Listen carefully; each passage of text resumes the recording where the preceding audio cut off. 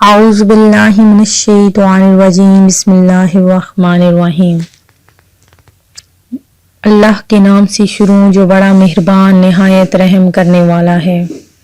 نون وظائف چینل کی جانب سے تمام ناظرین کو السلام علیکم ورحمۃ اللہ وبرکاتہ۔ میں اپنا چینل نون وظائف کی جانب سے آپ کی خدمت میں ایک نیا وظیفہ لے کر حاضر ہوئی ہوں۔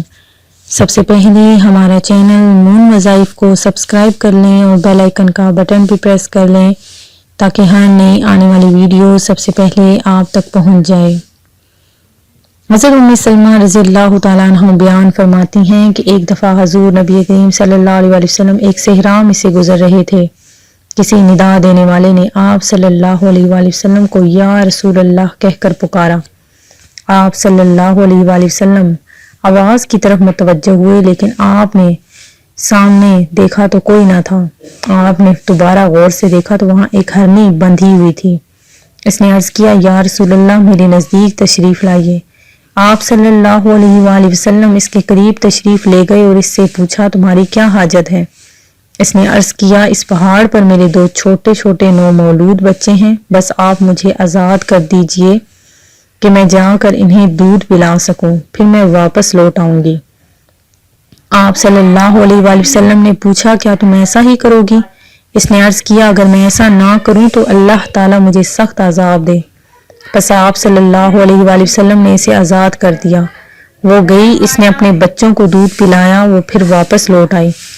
آپ نے اسے دوبارہ باندھ دیا۔ پھر اچانک وہ اعرابی جس نے اس ہرنی کو باندھ رکھا تھا ادھر آ گیا اور اس نے عرض کیا یا رسول اللہ میں آپ کی کوئی خدمت کر سکتا ہوں؟ آپ نے فرمایا ہاں، اس ہرنی کو آزاد کر دو۔ پس اس اعرابی نے اسے فوراً آزاد کر دیا۔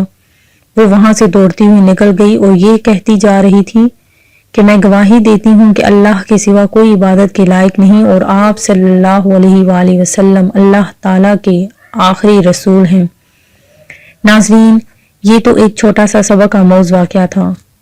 آپ صلی اللہ علیہ وآلہ وسلم کے طفیل سے اگر کچھ بھی مانگا جائے تو وہ ایسی مبارک ہستی ہیں کہ ان کے طفیل سے کوئی بھی مانگی ہوئی چیز کبھی رد نہیں ہوتی۔ اللہ تبارک و تعالیٰ سے زیادہ دعا مانگا کریں کیونکہ اللہ تبارک و تعالیٰ فرماتا ہے کہ مجھ سے مانگو میں تمہیں دوں گا۔ ناظرین، آپ ہمارے وظائف ہمارے وظیفے دیکھتے بھی ہیں اور شاید کرتے بھی ہوں گے، سنتے بھی ہیں، اس پر عمل کیا کریں، بہت ہی روحانی وظائف ہیں۔ ناظرین، ہمارا جو آج کا یہ وظیفہ ہے وہ اتوار کے دن کا یہ عمل ہے اور بہت ہی کامیاب عمل ہے۔ یہ آپ نے لازمی کرنا ہے اتوار کے دن، اس کو آپ کر سکتے ہیں، ہر اتوار کو بھی آپ اس کو کر سکتے ہیں، کسی بھی جائز مقصد کے لیے آپ اسے کر سکتے ہیں، کسی بھی پریشانی اور مصیبت سے نجات کے لیے بھی آپ اس عمل کو کر سکتے ہیں۔ بہت ہی مختصر عمل ہے، آپ نے بہت لمبے وظائف کیے ہوں گے، اس کو بھی لازمی کریں، انشاءاللہ عز و جل جو آپ کی پریشانی ہے، جو آپ کا مقصد ہے، اس میں آپ کو کامیابی ملے گی۔ ناظرین، ہم آپ کو اتوار کے دن کا عمل بتائیں گے، وہ کس طریقے سے آپ نے کرنا ہے کہ اور جو شخص اتوار کے دن یہ عمل کرے گا انشاءاللہ تعالی وہ کامیاب رہے گا۔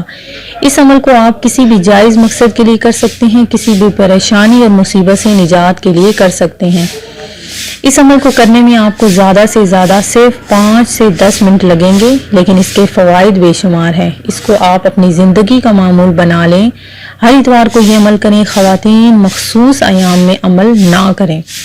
کسی بھی اہم مقصد کے حصول کے لیے اور پریشانی سے اور مصیبت سے نجات کے لیے اتوار کے دن بعد از نماز فجر آپ نے 360 مرتبہ یا محیمنو، اللہ تبارک و تعالیٰ کا یہ اسم گرامی ہے، اس کو آپ نے پڑھنا ہے۔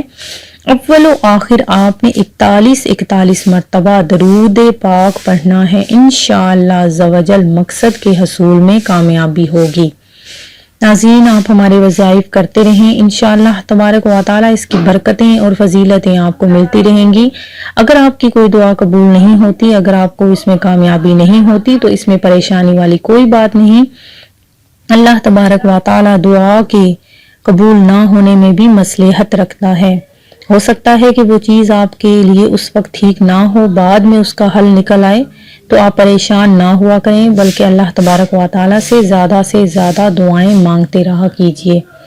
میں امید کرتی ہوں کہ ہمارا آج کا یہ وظیفہ آپ کو پسند آیا ہوگا۔ اسی طرح سے مزید وظائف حاصل کرنے کے لیے ہمارا چینل نون وظائف کو دیکھتے رہیے۔